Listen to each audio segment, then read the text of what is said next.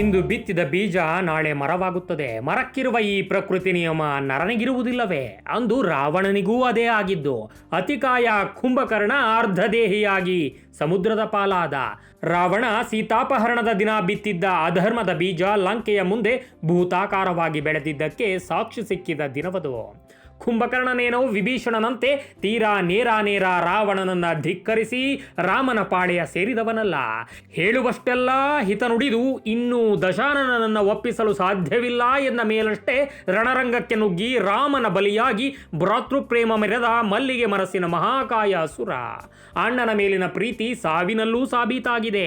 ಸುರಾಸುರರನ್ನು ಕಂಗೆಡಿಸಿದ್ದ ಅತಿಕಾಯ ಕಲಿ ಕಳೆದು ಹೋಗಿದ್ದಾನೆ. ಈ ಆಘಾತ ತಡೆದುಕೊಂಡು ರಾವಣ ಮುಂದೇನು ಮಾಡಿದ, ಏನಾಗಿತ್ತು ದಶಾನನ ರಣತಂತ್ರ ತಿಳಿಸಿಕೊಡ್ತೀವಿ. ಸ್ಟೋರಿ ನೋಡೋಕ್ಕೂ ಮುನ್ನ ನೀವಿನ್ನೂ ನಮ್ಮ ಚಾನಲ್ನ ಸಬ್ಸ್ಕ್ರೈಬ್ ಆಗಿಲ್ಲ ಅಂದರೆ ಈ ಕೂಡಲೇ ಸಬ್ಸ್ಕ್ರೈಬ್ ಆಗಿ.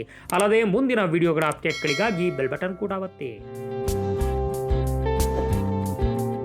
ರಾಮನ ಶರವೈಭವಕ್ಕೆ ಕುಸಿದ ರಾಕ್ಷಸರು ರಣರಂಗದಿಂದ ಮರಳಿದರು. ರಾಕ್ಷಸೇಂದ್ರ ರಾವಣನಿಗೆ ಕುಂಭಕರ್ಣನ ನಿಧನದ ವಿವರ ಕೊಡುತ್ತಿದ್ದಾರೆ. ಮೃತ್ಯುವಿನಂತೆ ನುಗ್ಗಿದ ನಿಮ್ಮ ಸೋದರ ವಾನರ ಸೇನೆಯನ್ನ ಧಿಕ್ಕಿಡಿಸಿ ಲಕ್ಷ ಲಕ್ಷ ವಾನರರನ್ನ ಮುಗಿಸಿದರು. ರಣಭೂಮಿಯಲ್ಲಿ ವಿಜೃಂಭಿಸಿದರು. ಆದರೆ ರಾಮನ ತೇಜಸ್ಸಿನಿಂದ ಮೃತ್ಯುವಶರಾಗಿ ಹೋದರು ಪ್ರಭು. ಅರ್ಧ ಶರೀರ ಸಮುದ್ರದಲ್ಲಿ, ಇನ್ನರ್ಧ ಲಂಕೆಯ ದ್ವಾರದ ಮುಂದೆ ಬಿದ್ದಿದೆ. ತೊಡೆ ಭುಜಗಳು ಕತ್ತರಿಸಲ್ಪಟ್ಟಿವೆ. ತುಂಡು ತುಂಡಾಗಿ ಬಿದ್ದಿದ್ದಾರೆ ಕುಂಭಕರ್ಣ ಎಂದರು ಸೈನಿಕರು. ಒಂದೇ ಸಲ ಪ್ರವಾಹಕ್ಕೆ ಮುಖವೊಡ್ಡಿದ ಅನುಭವ. ರಾವಣ ಕಂಪಿಸಿದ. ಅಷ್ಟು ದಿನ ನೋಯಿಸಿ ಗೊತ್ತಿತ್ತಷ್ಟೇ ರಾವಣನಿಗೆ. ಆದರೆ ಕುಂಭಕರ್ಣನ ನಿಧನ ವಾರ್ತೆ ಕೇಳಿ ಅದೇ ಮೊದಲ ಬಾರಿಗೆ ನೊಂದುಕೊಂಡ ದಾನವೇಂದ್ರ. ಜೊತೆಗಿದ್ದ ಮಕ್ಕಳು ದೇವಾಂತಕ, ನರಾಂತಕ, ತ್ರಿಶಿರ ಮತ್ತು ಅತಿಕಾಯ ಅವರೂ ಕೂಡ ಶೋಕಿಸಿದರು. ಸೋದರ, ಇದೆಂಥ ಘೋರ ಅಪರಾಧವಾಯಿತು ನನ್ನಿಂದ. ದೇವತೆಗಳು ಋಷಿಗಳೆಲ್ಲ ಹರ್ಷೋದ್ಗಾರ ಮಾಡ್ತಿರಬಹುದು ತಮ್ಮ. ನೀನು ಹೋದ ಮೇಲೆ ಮುಂದಿನದ್ದೆಲ್ಲ ನಷ್ಟವೇ ಅನಿಸುತ್ತಿದೆ ನನಗೆ. ಈ ಘೋರಾಂತಕ ವಾನರರು ಹಿಂದೆ ಲಂಕೆಯ ಕೋಟೆ ಏರಿದರೂ ಅಚ್ಚರಿಯಿಲ್ಲ. ಬಾಗಿಲು ಮುರಿದು ಒಳನುಗ್ಗುತ್ತಾರೆ. ಕುಂಭಕರ್ಣನೇ ಇಲ್ಲದ ಮೇಲೆ ರಾಜ್ಯವಿದ್ದೇನು, ಸೀತೆ ಇದ್ದೇನು, ನನ್ನ ಬದುಕಿನ ಆಸಕ್ತಿಯೇ ಕಮರಿತು ಎಂದು ಗೋಳಾಡಿದ ರಾವಣ. ಮೊದಲ ಬಾರಿಗೆ ಕುಗ್ಗಿ ಹೋಗಿದ್ದ. ಈ ವ್ಯರ್ಥ ಜೀವಿತಕ್ಕಿಂತ ಸಾವೇ ಮೇಲು.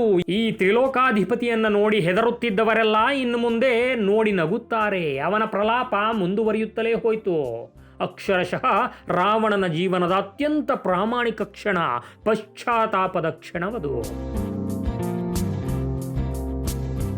ದಶಾನನ ಕಿವಿಯಲ್ಲಿ ವಿಭೀಷಣನ ಮಾತುಗಳೇ ಪ್ರತಿಧ್ವನಿಸಲಾರಂಭಿಸಿದವು. ವಿಭೀಷಣ ಅಂದು ಆಡಿದ ಮಾತೇ ಸತ್ಯವಾಗುತ್ತಿದೆ ಈಗ.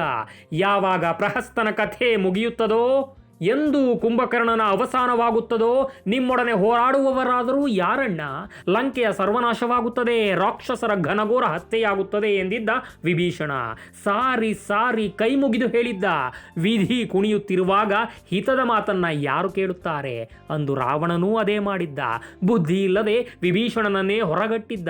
ಅಪ್ಪನ ವಿಲಾಪ ನೋಡಲಾಗಲಿಲ್ಲ ಮಕ್ಕಳಿಗೆ. ತ್ರಿಲೋಕಪತಿ ತಂದೆಯನ್ನ ಅದುವರೆಗೆ ಎಂದೂ ಈ ಸ್ಥಿತಿಯಲ್ಲಿ ನೋಡಿರಲಿಲ್ಲ ಅವರು. ರಾವಣನ ಮಗ ತ್ರಿಶಿರನ ಕ್ರೋಧ ಹೆಚ್ಚಿತು. ಅಪ್ಪ, ಎಷ್ಟು ಜನ ಸತ್ತಿಲ್ಲ, ಇನ್ನೆಷ್ಟು ಜನ ಬದುಕಿಲ್ಲ. ಆದರೆ ನಿನ್ನ ಹಾಗೆ ಯಾರು ಅಳ್ತಾ ಕೂತ್ಕೊಳ್ಳುವುದಿಲ್ಲವಲ್ಲ. ನೀನು ಮೂರೂ ಲೋಕಕ್ಕೂ ಒಡೆಯ. ನಿನ್ನ ಬಳಿ ಎಂತೆಂತಹ ಆಯುಧಗಳಿವೆ. ನೀನು ರಾಮನನ್ನ ನಿಗ್ರಹಿಸಲಾಗುವುದಿಲ್ಲವೇ?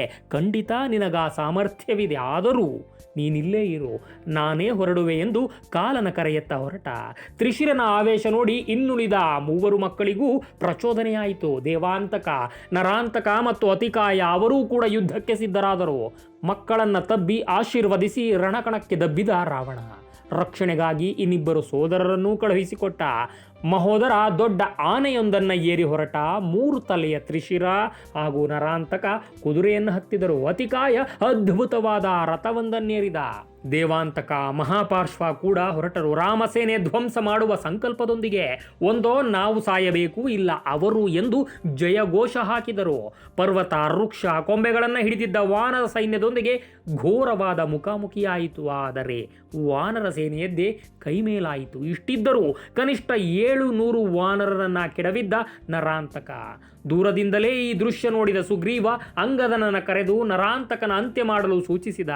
ಅಪ್ಪಣೆ ಎಂದವನೇ ಸೈನ್ಯದೊಂದಿಗೆ ಮುಗಿಬಿದ್ದ ಅಂಗದ. ಓ ಅಸುರಕಲಿ, ಸಣ್ಣ ಪುಟ್ಟ ಕಪಿಗಳ ಜೊತೆಗಲ್ಲ ನಿನ್ನ ಪೌರುಷ, ಬಾ ನನ್ನೊಡನೆ ಕಾದಾಡು ಎಂದು ಸವಾಲು ಹಾಕಿದ. ಕೆಣಕಿದ ಅಂಗದನ ಮೇಲೆ ತನ್ನ ಪ್ರಾಸವೆಂಬ ಆಯುಧವನ್ನು ಬಡಿದ ನರಾಂತಕ. ಆಯುಧವೇ ಚೂರು ಚೂರಾಯಿತೆ ಹೊರತು ಅಂಗದ ಅಲುಗಾಡಲಿಲ್ಲ. ನರಾಂತಕನ ಕುದುರೆಯ ಮೇಲೆ ಅಂಗದನ ಕಣ್ಣು ಬಿತ್ತು. ಅಂಗೈಯಲ್ಲಿ ಒಂದು ಬಲವಾದ ಪೆಟ್ಟು ಕೊಟ್ಟ. ಕುದುರೆ ಕುಸಿದು ಬಿತ್ತು. ಮುಂದೆ ಮುಷ್ಟಿ ಕಟ್ಟಿ ನರಾಂತಕನ ವಕ್ಷಸ್ಥಳ ಕೊಂದು ಕೊಟ್ಟ. ನೋಡಿ, ಬಿದ್ದ ನರಾಂತಕ ಮತ್ತೆ ಮೇಲೇಳಲೇ ಇಲ್ಲ. ಅಲ್ಲಿಗವನ ಕಥೆ ಮುಗಿಯಿತು. ವಾನರರದು ಜಯಘೋಷ. ಇದನ್ನ ನೋಡಿದ ಉಳಿದ ಮೂವರು ರಾಕ್ಷಸ ಪುಂಗವರು ಒಟ್ಟಿಗೆ ಆಕ್ರಮಣ ಮಾಡಿದರು ಅಂಗದನ ಮೇಲೆ. ಮಹೋದರ ಆನೆಯ ಮೇಲೇರಿ ಅಂಗದನ ಮೇಲೆ ಧಾವಿಸಿದ. ದೇವಾಂತಕ ತನ್ನ ಅಸ್ತ್ರವಾದ ಪರಿಗವನ್ನಿಡಿದು ಬಂದ. ತ್ರಿಶಿರ ರಥವೇರಿ ನುಗ್ಗಿ ಬಂದ. ಇತ್ತ ಮೂವರನ್ನು ಏಕಕಾಲಕ್ಕೆ ಎದುರಿಸಲು ಸಜ್ಜಾದ ಅಂಗದ ಒಂದು ದೊಡ್ಡ ಮರವನ್ನೇ ಕಿತ್ತು ದೇವಾಂತಕನ ಮೇಲೆಸೆದ. ಆದರೆ ತ್ರಿಶಿರ ಆ ವೃಕ್ಷವನ್ನ ತನ್ನ ಬಾಣಗಳಿಂದ ಕತ್ತರಿಸಿ ಬಿಟ್ಟ. ಆಮೇಲೆ 100 ವೃಕ್ಷಗಳು, ಬಂಡೆಗಳು, ಪರ್ವತ ಶೃಂಗಗಳನ್ನ ಎಸೆಯಲಾರಂಭಿಸಿದ ಅಂಗದ. ಅವೆಲ್ಲವನ್ನು ಪರಿಸಮಾಪ್ತಿಗೊಳಿಸುತ್ತಿದ್ದ ತ್ರಿಶಿರ. ಅಷ್ಟೇ ಅಲ್ಲ, ತ್ರಿಶಿರ ಅನೇಕ ಬಾಣಗಳನ್ನು ಪ್ರಯೋಗ ಮಾಡಿದ ಅಂಗದನ ಮೇಲೆ. ಮತ್ತೊಂದು ಕಡೆಯಿಂದ ಮಹೋದರ ಮುಗಿಬಿದ್ದವನೇ ಅಂಗದನ ಎದೆಗೆ ಗುದ್ದಿದ. ದೇವಾಂತಕನೂ ಬಲವಾದ ಪ್ರಹಾರ ಮಾಡಿದ. ಆದರೆ ಮೂವರೂ ಆಕ್ರಮಣ ಮಾಡುತ್ತಿದ್ದರೂ ಕೂಡ ಅಂಗದ ಮಾತ್ರ ಹಿಮ್ಮೆಟ್ಟಲಿಲ್ಲ, ಭಯಪಡಲೂ ಇಲ್ಲ, ಚಿಂತೆಯನ್ನೂ ಮಾಡಲಿಲ್ಲ. ಮಹಾವೇಗ ತಾಳಿ ತನ್ನ ಅಂಗೈಯಿಂದ ಆನೆಯ ಮೇಲೊಂದು ಬಡಿದ. ನೋಡಿ, ಆನೆ ಘೀಳಿಟ್ಟಿತು. ಆ ಆನೆಯ ದಂತವನ್ನೇ ಕಿತ್ತು ದೇವಾಂತಕನಿಗೆ ಹೊಡೆದ. ಅವನಿಗಂತೂ ಅಂಗದನ ಏಟು ತಡೆದುಕೊಳ್ಳಲಾಗದೆ ಕೆಳಗೆ ಬಿದ್ದು ಬಿಟ್ಟ. ಅಂಗದ ಇಬ್ಬರ ಜೊತೆ ಕಾದಾಡುತ್ತಿದ್ದಾಗ ಮಧ್ಯೆ ಬಂದವನೇ ಪ್ರಹಾರ ಮಾಡಿದವನು ದೇವಾಂತಕ. ಆ ಕ್ಷಣ ಅಂಗದನ ಕಣ್ಣು ಕತ್ತಲೆಯಾಯಿತು. ಮೇಲೇಳುವ ಪ್ರಯತ್ನದಲ್ಲಿದ್ದ ಅಂಗದನ ಹಣೆಯನ್ನ ಬಾಣದಿಂದ ಘಾಸಿ ಮಾಡಿದ ತ್ರಿಶಿರ. ಇದಿಷ್ಟನ್ನೂ ದೂರದಿಂದಲೇ ಗಮನಿಸುತ್ತಿದ್ದ ಹನುಮಂತ ಮತ್ತು ನೀಲ ಇನ್ನೂ ಸಾಧ್ಯವಿಲ್ಲ ಎಂದವರೇ ತಾವೇ ಬಂದರು. ನೀಲ ತ್ರಿಶಿರನ ಮೇಲೆ ಬೆಟ್ಟವೊಂದನ್ನೆಸೆದ. ಆದರವನ ಬಾಣಗಳಿಂದ ಛೇದಿಸಿಬಿಟ್ಟ ಆ ಬೆಟ್ಟವನ್ನ. ದೇವಾಂತಕ ಹನುಮಂತನ ಮೇಲೆ ರಗಳು ಹೋದ. ಆದರೆ ಬಿಡ್ತಾನ ಭಜರಂಗಿ. ತಲೆಗೊಂದು ಗುದ್ದಿದ. ನೋಡಿ, ದೇವಾಂತಕ ಇನ್ನಿಲ್ಲ. ಆಗ ತ್ರಿಶಿರ ನೀಲನ ಮೇಲೆ ದಾಳಿಗಿಳಿದ.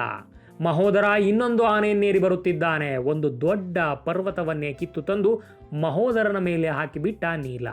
ಮಹೋದರ ಮತ್ತೇಳಲೇ ಇಲ್ಲ. ಆಗ ತ್ರಿಶಿರ ಹನುಮಂತನ ಮೇಲೆ ಬಾಣ ಪ್ರಯೋಗಕ್ಕೆ ಮುಂದಾದ. ಆದರೆ ಪರ್ವತ ಅಡ್ಡಗಟ್ಟಿದ ಹನುಮಂತ ಬಾಣಗಳನ್ನು ವ್ಯರ್ಥವಾಗಿಸಿಬಿಟ್ಟ. ಸಿಟ್ಟಿಗೆದ್ದ ಹನುಮಂತ ತ್ರಿಶಿರನ ಮೇಲೆ ಪ್ರತಿದಾಳಿಯನ್ನ ಮಾಡಿದ. ಕುದುರೆಗಳನ್ನೆಲ್ಲ ಊರುಗಳಿಂದಲೇ ಸೀಳಿಬಿಟ್ಟ.